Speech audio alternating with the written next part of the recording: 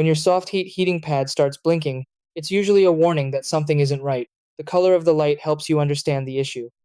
A blinking red light often points to a malfunction, while a blinking green light may indicate a general status problem. If the power button is flashing, it commonly means the automatic shutoff feature has activated. Most soft heat pads are designed to turn off automatically after 30 to 120 minutes as a built-in safety measure.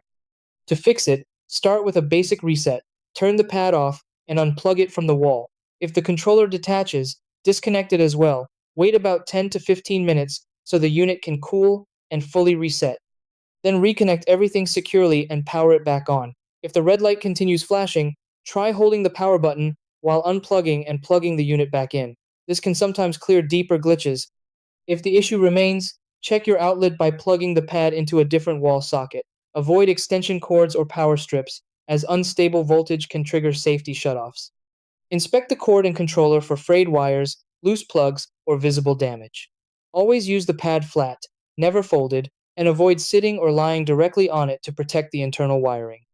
If none of these steps work, consult your manual for error codes or contact SoftHeat support, especially if the product is still under warranty.